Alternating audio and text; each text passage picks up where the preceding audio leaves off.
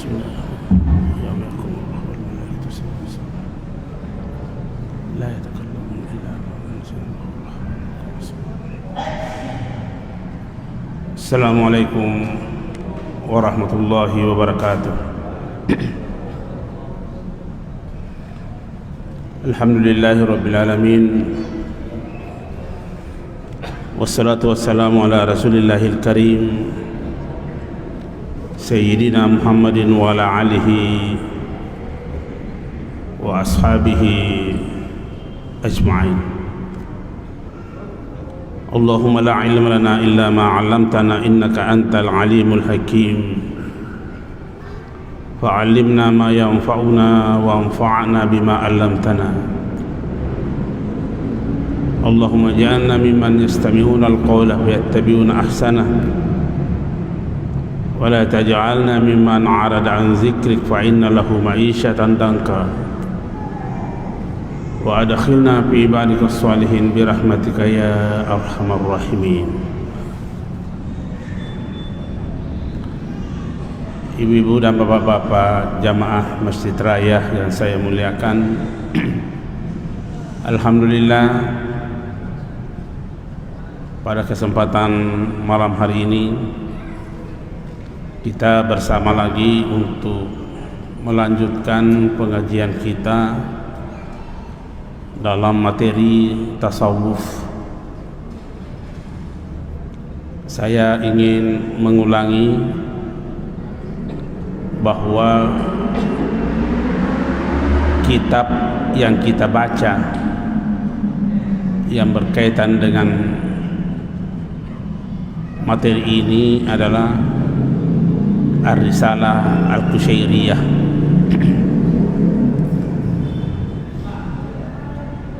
Di samping itu tentu kita mengambil referensi-referensi yang lain dari kitab-kitab tasawuf itu sendiri. Pembicaraan kita sebelum malam ini adalah menyangkut masalah berma'rifah kepada Allah Subhanahu wa ta'ala. Kita telah mengutip pernyataan Ibnu Abbas berkaitan dengan kema'rifahan ini. Beliau menafsirkan ayat wa ma khalaqtul jinna wal insa illa liya'budun. Kata liya'budun di situ beliau memaknainya dengan li'arifun, untuk berma'rifah kepadaku. Jadi sesungguhnya yang pertama dipardukan kepada manusia adalah berma'rifah kepadanya. Oleh karena suatu ibadah bisa dikatakan ibadah kalau dia bernafaskan dengan kema'rifahan. Ibadah tidak mungkin disebut sebagai suatu ibadah kalau tidak mengenal kepada siapa ia beribadah. Itulah sebabnya Ibnu Abbas memaknai kata liya'budun adalah liya'rifun. Artinya ada amalan yang mendahului kata liya'budun itu, yaitu berma'rifah. Juga kita telah menyinggung pernyataan Ali bin Abi Thalib ketika ditanya bagaimana bentuk pengenalan kepada Allah Subhanahu wa ta'ala. Sayyidina Ali bin Abi Thalib berkata dengan ucapan yang sangat singkat, hanya berkata, alla tatasawwar. Artinya jangan membangun persepsi tentang zat Tuhan. Pembicaraan kita sampai di situ secara garis besarnya tentu didasari dengan ayat laisa kamitslihi syai'un. Oleh karena ketika membangun persepsi, maka persepsi yang dibangun itu adalah makhluk, ciptaan. Berarti terjadi penserupaan dengan sesuatu. Nah, di dalam kitab ini setelah menguraikan beberapa pandangan ulama tentang ma'rifah itu, sekarang kita membaca bab yang baru, yaitu sifatullahi subhanahu wa ta'ala, sifat-sifat Allah subhanahu wa ta'ala.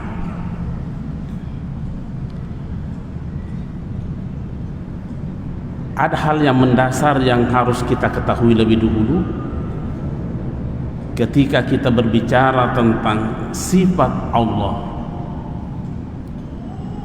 bahwa sesungguhnya apa yang kita sifatkan kepada Allah, apapun yang kita sifatkan kepada Allah, maka tidak seperti itu. Jangan kita mengukur yang kita ucapkan itu dengan amalan keseharian kita. Contohnya, Allah Maha mendengar. Jangan pernah membayangkan mendengarnya Allah sama dengan mendengarnya manusia.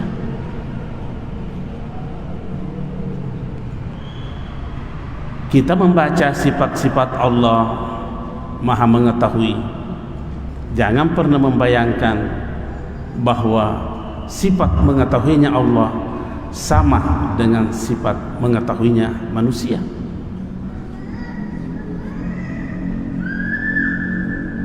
Kita membaca di dalam Al-Quran berbagai pensifatan yang Allah perkenalkan sendiri dirinya, seperti aku dekat kepada hambaku. Jangan pernah membayangkan dekatnya Allah kepada hambanya itu sama dekatnya kita dengan sesuatu. Allah dekat dengan hambanya adalah dekat yang tak bersisih, jauh yang tak berjarak. Kalau ataupun itu diperkenalkan dengan angka, maka Allah Esa yang tak berbilang. Kembali lagi kita mau mempertegas bahwa pensifatan yang kita tujukan, sandarkan kepada Allah Subhanahu wa ta'ala, harus kita berhati-hati. Jangan-jangan kita terjebak dengan penserupaan. Ya. Nah, di dalam kitab ini banyak diuraikan tentang bagaimana sifat-sifat Allah itu. Secara panjang lebar disampaikan sebuah pernyataan. Di dalam kitab ini dikatakan, akhbarana Syekh Abu Abdurrahman As-Silmi rahimahullah qala. Itu baru dia berkata lagi. Jadi Syekh Abu Abdurrahman As-Silmi menyampaikan kepada kami dan berkata, apa dia katakan? sami'tu Muhammad bin Muhammad bin Ghalib, saya katanya mendengarkan Muhammad bin Ghalib berkata. Apa yang dia katakan? Sami'tu Aba Nasr Ahmad bin Sa'id al-Aspanjani, saya mendengarkan Abu Nasr Ahmad bin Sa'id al-Aspanjani yaqul, berkata. Apa dia katakan? Qala al-Husain bin Mansur. Jadi ini pernyataan ulama-ulama ini adalah beruntung sanadnya pembicaraan-pembicaraan itu, bukan sesuatu yang dikarang-karang tiba-tiba. Ya. Apa katanya Al-Husain bin Mansur? Ya. Ini Abu Mansur, ini Abu Husain bin Mansur ini adalah Abu Mughis Al-Husain bin Mansur Al-Hallaj Al-Zahid Al-Mashhur, huwa min ahli al-Bayda'i wa nasabi biwasiti wal Iraq. Apa dia katakan? Alzimil kullal hadath. Ya. Semua yang ada ini adalah baharu. Baharu itu adalah lawan daripada qadim. Baharu itu adalah semua yang diciptakan, baik itu ada materialnya nyata ataupun tidak ada materialnya secara nyata. Yang jelas ketika ia berstatus ciptaan, maka itu namanya baharu. Lawan daripada baharu adalah qadim. Ya, memang terjemahan letterlet qadim artinya lama, tapi qadim ini yang kita masukkan ini adalah lawan daripada yang baharu, yakni Allah Subhanahu wa ta'ala. Qadimnya Allah Subhanahu wa ta'ala adalah awal yang tak bermula, akhir yang tak berujung. Itulah qadim. Awal yang tak bermula, akhir yang tak berujung. Artinya apa? Bahwa tidak ada kata-kata sebelum dan tidak ada kata-kata sesudah untuk mensifati qadimnya Allah Subhanahu wa ta'ala. Makanya kita tadi lebih awal menyampaikan bahwa berhati-hati dalam membicarakan sifat-sifat Allah, jangan sampai kita terjebak dengan mempersamakan dengan sesuatu.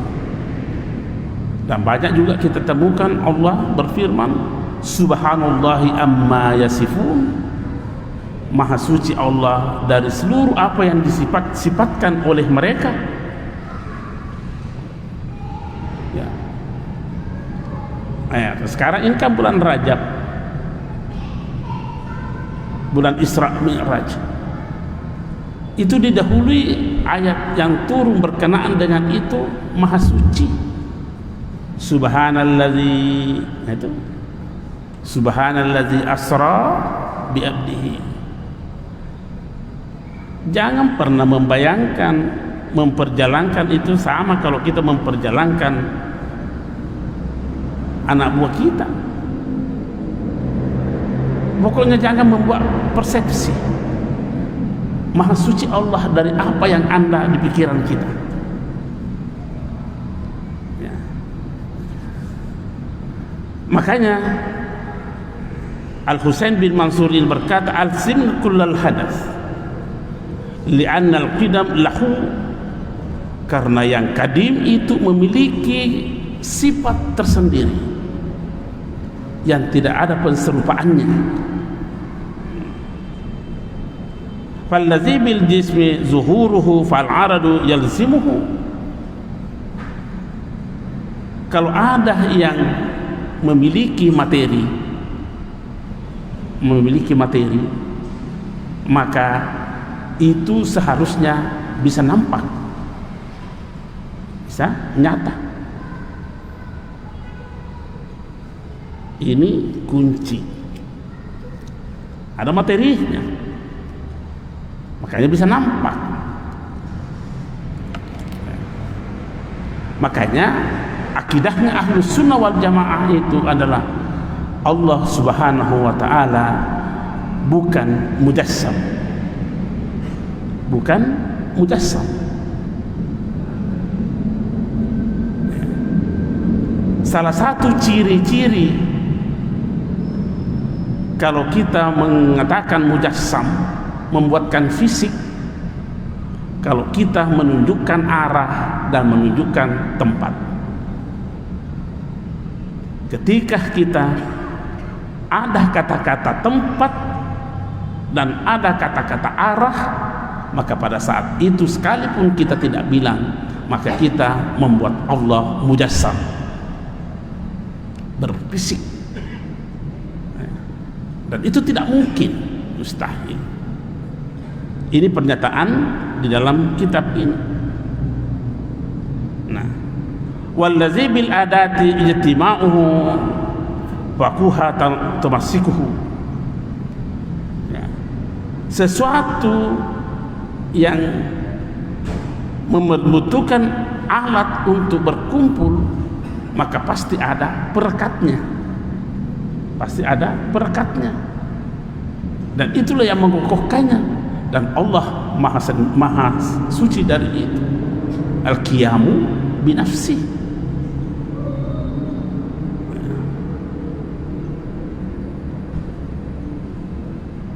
Kemudian lebih lanjut lagi dikatakan wallazi yu'allifuhu waqtun yufarriquhu waqtun. Sesuatu yang bisa disatukan dengan waktu, maka ia juga bisa dipisahkan dengan waktu. Allah maha suci dari semua pensifatan-pensifatan seperti itu. Wallazi yuqimuhu ghairuhu fa darurat tamassuhu. Ya. Apa saja yang bisa dibangun dari selainnya, apa saja yang bisa dibangun dari selainnya, maka ada ikatan dengan sesuatu itu. Berarti kalau Allah dipikir masuk dalam pikiran kita seperti itu, berarti hilang makna qiyamu binafsi. Allah membutuhkan sesuatu. Allah maha suci dari semua itu.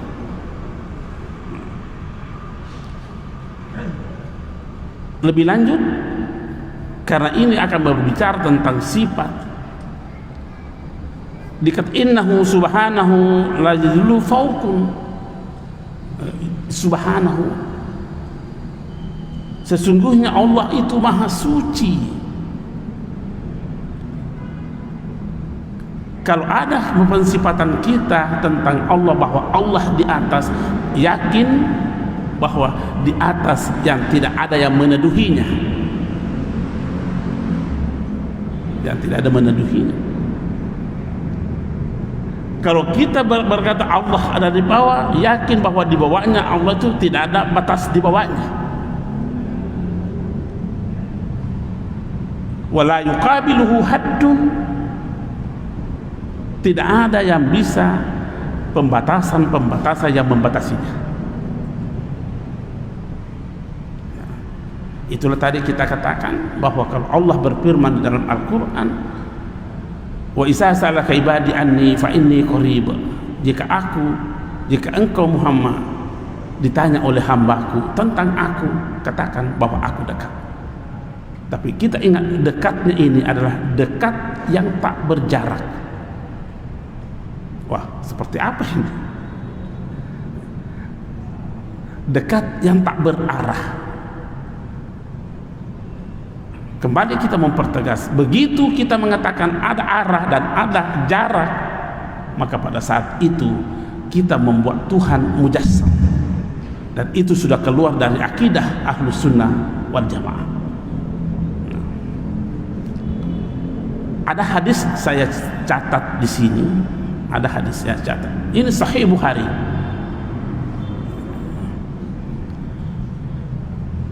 Dikatakan wa kana Allahu wala syai'a ma'ahu, wala syai'a ma'ahu, adalah Allah Subhanahu wa taala wala syai'a ma'ahu, dan tidak ada sesuatu yang menyertainya. Apakah bertentangan dengan ayat tadi? Oh, tidak bertentangan. Tidak bertentangan. Ada naskahnya juga berkata kana Allah wa lam yakun syai'un ghairuh. Adalah Allah dan tidak ada sesuatu selain dari dirinya. Itu boleh dibuka di kitab Sahih Bukhari jilid 3 dan 4. Tiga redaksinya situ, kana Allah wa lam yakun syai'un qablahu. Adalah Allah, tidak ada sesuatu sebelumnya. Artinya apa? Tidak ada kata-kata sebelum dan tidak ada kata-kata sesudah bagi Allah Subhanahu wa taala.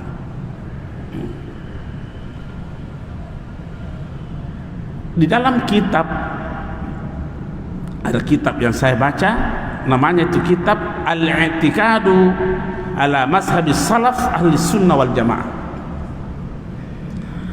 Akidahnya mazhab salaf, bukan salafi. Ini mazhab salaf Ahli Sunnah wal Jamaah.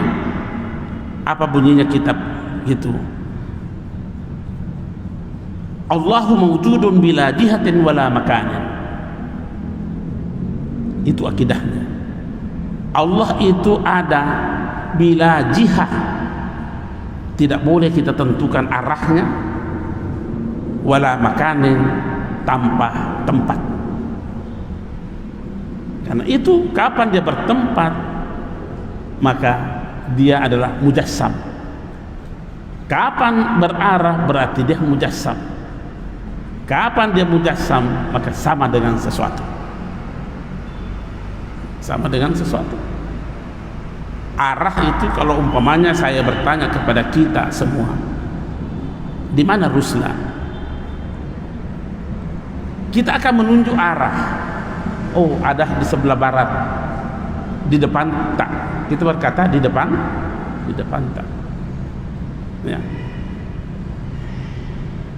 Karena ada fisiknya, tidak mungkin ada di belakang, tidak mungkin ada di atas, tidak mungkin ada di bawah, tidak mungkin di kanan. Tidak ada arahnya. Karena kalau kita menunjuk arah, satu arah yang kita tuju, maka kita mengingkari Allah di berbagai arah. Ya. Itulah sebabnya akidah Ahlus Sunnah wal Jamaah memaknai beberapa ayat-ayat di dalam Al-Quran itu perlu penakwilan, perlu ditakwil. Seperti berkata Ar-Rahman alal arsy istawa, Allah bersemayam di atas aras. Ini kan sepertinya menunjuk arah, hati-hati. Tapi pada sisi yang lain Allah berkata, wa nahnu aqrabu ilaihi min hablil warid. Saya lebih dekat kepada hambaku daripada urat nadinya, urat lehernya. Kita sekarang berada di mana? Di langit, di aras, atau di bumi? Nah, bagaimana tadi dengan ayat itu? Makanya kalau satu ayat yang kita baca, tolong baca semua ayat-ayat yang bercerita tentang hal-hal yang berkaitan dengan seperti itu, supaya kita tidak terjebak dengan penserupaan. Bagaimana mempertemukan ayat yang kelihatannya berbeda ini? Satu berbicara adanya Allah di aras, satu ayat berbicara adanya Allah pada dekat dengan urat leher manusia. wa huwa ma'akum, Allah bersama dengan kamu. Bahkan dikatakan ini adalah ayat itu, inni ma'akum, sesungguhnya aku bersama dengan kamu. Kalau begitu perlu pentakwilan. Jadi jangan diharam-haramkan lagi mentakwil ayat yang mutasyabihat. Sayangnya ada di antara saudara kita yang menyalah-nyalahkan cara berpikirnya orang sufi dan dianggapnya sebagai pemikiran batil.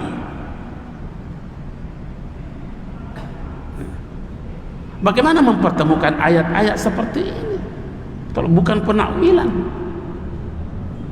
Ibrahim berkata, inni zahibun ila rabbi, sesungguhnya saya ini mau menuju kepada Tuhanku. Mau kemana Ibrahim pada saat itu? Mau ke Palestina, berarti Tuhannya ada di sana. Kapan pindah dari Aras ke situ? Perlu penakwilan. Nah, itulah sehingga Rasulullah sallallahu alaihi wasallam bersabda dalam hadisnya, wa kana Allahu wala syai'a ma'ahu, adalah Allah dan tidak ada sesuatu bersamanya. Dipertegas oleh dalam kitab ini al-i'tiqadu ala mazhabis salaf ahli sunnah wal jamaah. Siapa pengarangnya ini? Pengarangnya adalah Abu Bakar Ahmad al-Baihaqi yang meninggal pada tahun 462 Hijriah. Itu dalam kitabnya seperti itu dinyatakan. Dan itu akidahnya ahli sunnah wal jamaah. Dan juga kita temukan di dalam kitabnya Imam Ghazali, Ihya Ulumuddin. Kalau ini Imam Ghazali ini terkenal, sekalipun terkenal di seluruh dunia, juga masih ada sebagian ulama yang menyepelekannya, bukan ulama yang merasa dirinya ulama, menyepelekannya. Saya masih ingat peristiwanya ini pada tahun 1911 ada tertulis di Fajar itu bahwa Imam Ghazali adalah ulama pengkhianat. Nauzubillah min dzalik. Seperti apa ulamanya ini orang ini?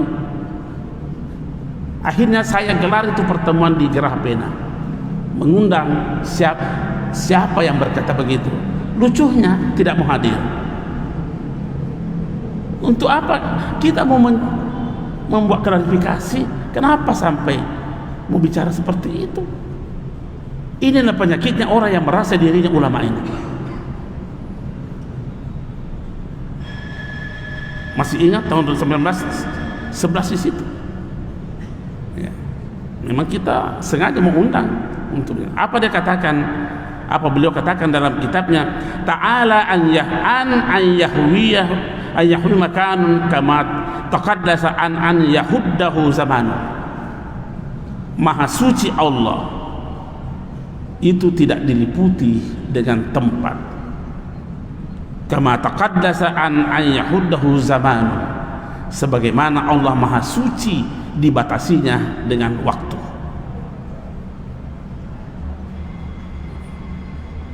Itu boleh dibaca di dalam Ihya Ulumuddin. Jadi kalau begitu pensifatan kita kepada Allah Subhanahu wa taala, bagaimana dengan istilah-istilah sampai kepada Allah? Nah, ini sama sekali tidak ada jalan kedengarannya ini. Ya. Nah, di dalam sebuah kitab lagi kita temukan, jangan pernah membayangkan sampainya kita kepada Allah sama sampainya kita kepada benda.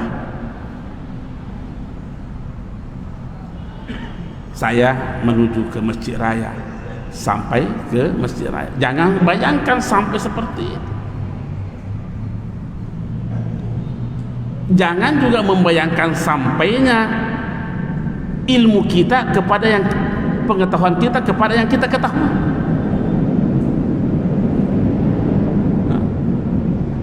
Jangan pernah membayangkan sampainya kita kepada Allah, sampainya akal kepada yang ditangkap oleh akal. Tidak begitu.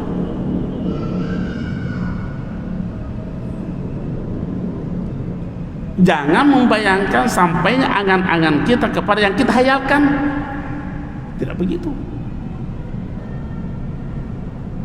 Kalau begitu Pak, makna usul adalah biqadril inqita', terputusnya segala-galanya. Bukan terputus artinya putus apa? Terlepasnya dari segala-galanya. Ya.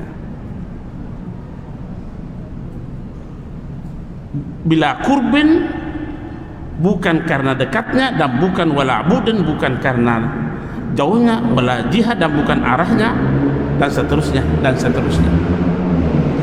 Kalau demikian adanya,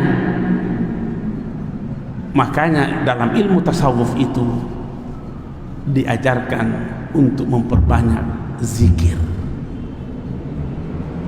karena inilah sarana yang bisa mengantar kita sampai kepada Allah Subhanahu wa ta'ala. Zikir. Nah, persoalan zikir harus dipahami bahwa lapas-lapas yang dipakai untuk berzikir kepada Allah Subhanahu wa ta'ala itu adalah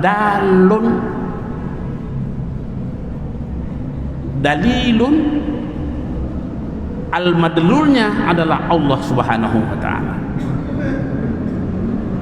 Jadi kalau ada yang berzikir, berucapkan la ilaha illallah, itu dalilnya, dalunnya, penunjuknya sama, tidak ada bedanya dengan Allah. Dikasih pendek Allah, tidak ada bedanya, cuma satu yang panjang, satu yang pendek. Jadi jangan lagi disalah-salahkan orang kalau berzikir hanya menyebutkan kata Allah. Ini kan biasa kita dengar begitu. Harus kalau berzikir harus la ilaha illallah. Tidak boleh katanya disingkat-singkat Allah, Allah. Dari mana dalilnya itu? Dari mana alasannya itu? Ini karena terjebak tekstual. Kalau Bilal, zikirnya Bilal seperti apa waktunya diseret? Bukan menyebutkan kata Allah, tapi apa yang dikatakan? Ahad, ahad, ahad. Salahkah itu? Tidak ada salah. Jadi jangan lagi kita mau bidah-bidahkan orang yang berzikir hanya menyebutkan Allah, Allah. Banyak sekali contohnya. Bilal saja tidak menyebutkan kata Allah, tapi apa yang dikatakan? Ahad, ahad, ahad. Bahkan orang yang berzikir hanya menyebutkan kata hu, itu benar, tidak ada salahnya itu. Itu hu sesungguhnya terdiri dari dua kata, yaitu hu dan waw. Dibacalah huwa. Hu-nya itulah yang menjadi kata ganti yang bermakna dia. Wawunya itu adalah tanda apakah dia jenis. Makanya juga hiya, haknya kata ganti, iyahnya adalah jenis. Huma itu huma, kata ganti juga itu hu, mim dan alif, itu menunjukkan jumlah. Hum kata ganti ha, itu jumlah. Allah sendiri berkata kul huwa, kul huwallahu ahad. Kenapa orang tidak menyebutkan wawunya? Kenapa tidak menyebutkan huwa, huwa, huwa? Boleh saja menyebutkan begitu, tapi jangan salahkan kalau tidak disebut itu. Kenapa? Apa alasannya? Dalam qiraah membaca Al-Quran ini ada Pak Imam, pasti tahu itu. Kalau ada yang mengaji la ilaha illa huwa, berhenti di situ, ditanyakan bagaimana ilmu qiraatnya ini orang ini. Tapi kalau dia mengaji la ilaha illahu, adakah disebut wawunya di situ? Tidak ada. Kenapa tidak disebut wawunya? Ilmu yang menghendaki tidak disebutkan wawunya. Begitu Pak Imam. Tuh. Saya tidak ahli qiraah, tapi ada tunjuk sedikit pengetahuanku tentang itu. Nah, ini yang muncul lagi di pernyataan yang merasa dirinya ulama ini menyalahkan. Apa bentuk pernyataannya? Seandainya katanya di zaman Umar hidup orang seperti ini, sudah ditekan datuk di kepalanya palu-palu. La haula wala quwata illa billah. Kenapa terlalu gampang? Apakah tidak bisa dibalik itu kata-kata? Seandainya orang ini hidup di zaman Nabi, dialah yang dipukul kepalanya palu-palu oleh Umar. Pintarmu menyalahkan orang? Tidak tahu, tidak ada ilmumu. Ada lagi itu hiya, kalau mengaji wa ma adraka ma hi. Tidak boleh ma hiya. Tidak ada ilmunya itu kalau ada begitu itu. Ini beliau ini pakarnya ilmu tajwid, tahu. Saya pengetahuanku tentang itu sungguh sangat terbatas.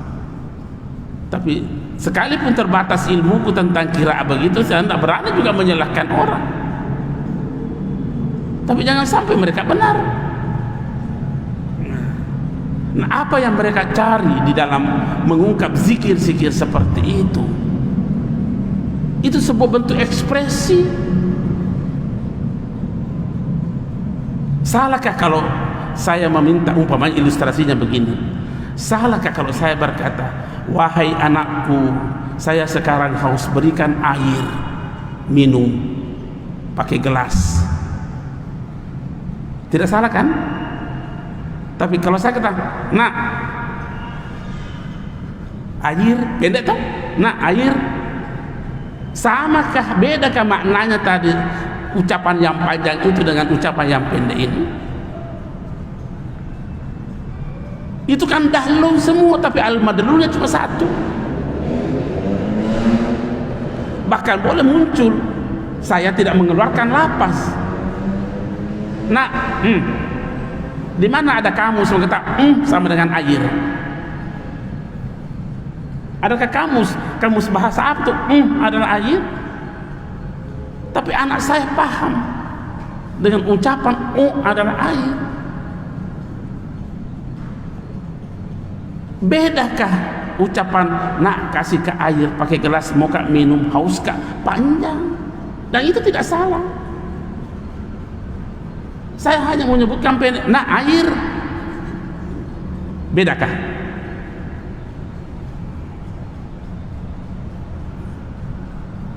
Atau tidak usah menyebut kata air, isyarat saja. Bedakah? Tidak beda. Karena orang yang seperti ini, cara berpikir seperti ini, terjebak dengan tekstual. Terjebak dengan tekstual. Selalu dipersamakan dengan kebiasaan sehari-harinya, dengan ucapan-ucapan yang berkaitan dengan pensifatan-pensifatan kepada Allah. Inilah penserupaan sesungguhnya itu. Itulah tadi kita katakan, seorang yang wusul kepada Allah jangan pernah membayangkan sama sampainya akal kita kepada yang kita paham, menangkap ilmu. Tidak begitu.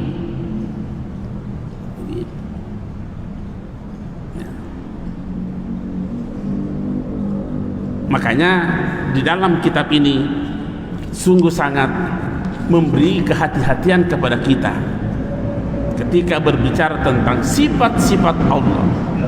Hati-hati jangan sampai ada perserupaan yang lahir dari diri kita. Nah, beliau mengutip ayat di sini, wal awwal wal akhir wal zahir wal batin. Ini pernah ada paham, menurut saya ada paham yang sangat keliru, dan menganggap dirinya sebagai penggiat tasawuf. Katanya wal awwalu wal akhiru, yang dimaksudkan itu adalah Muhammad. La haula wala quwata illa billahil aliyyil azim. Jadi saya sanggah, oh tidak benar itu pendapat itu, Pak, karena huwanya itu damir huwa itu kembali kepada Allah, kembali kepada, coba dibaca suratul Hadid ayat 1 sampai 3, damir yang ada di situ kembalinya kepada Allah semuanya, tidak ada kembali kepada Muhammad sallallahu alaihi wasallam. Makanya dalam menekuni ilmu tasawuf perlu dibarengi dengan akidah yang kokoh, yang kuat, pemahaman tauhid harus dibangun di atas ilmu, jangan menghayal ya. Banyak tahu itu peristiwa ini. Saya dipertemukan di rumahnya Amrul Amri itu, kemudian saya dipertemukan lagi di rumahnya Ustaz Baharudin itu. Saya katakan ini domirnya huwa di situ. Kita mau pakai kaidah apa? Mau merujuk kepada huwa ini kembali kepada Muhammad. Tidak ada kaidah yang mendukung itu. Mau pakai ilmu apa? Tidak ada.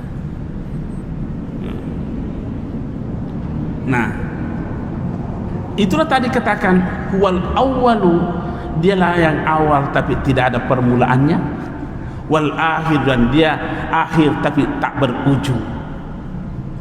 Kapan berujung? Maka dia baharu. Kapan dia bermula dengan, maka dia baharu. Itulah Allah Subhanahu wa ta'ala. Itulah doktrin keagamaan kita. Makanya untuk melahirkan semangat keilahian seperti ini dalam tarikah, mesti memperbanyak zikir kepada Allah Subhanahu wa ta'ala. Karena itulah kekuatan-kekuatan yang bisa mengantar seseorang al-usul kepada Allah Subhanahu wa ta'ala. Zikir itu.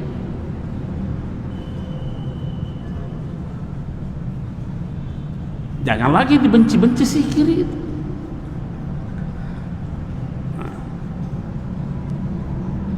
Jangan lagi dibenci-benci itu mursyid itu. Mursyid itu yang memberi bimbingan. Yang memberi bimbingan. Siapa yang pernah hidup di dunia ini yang tidak butuh kepada mursyid? Tidak ada. Semua butuh mursyid. Namanya manusia.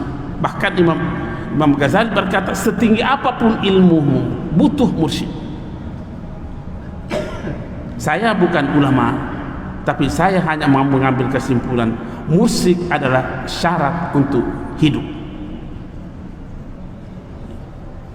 Sepertinya kita mau berkata bahwa tanpa musik hidupnya itu tidak sah. Tidak sah. Siapa yang bilang? Allah Subhanahu wa ta'ala. May yudlil wa may falan tajida lahu waliyan mursyidan. Siapa yang disesatkan oleh Allah, maka orang itu kau tidak akan menemukan mursyid baginya. Berarti mursyid ada, eksis. Orang ini cuma tidak menemukan mursyidnya. Kenapa disesatkan oleh Allah? Kenapa disesatkan pendosa? Pendosa.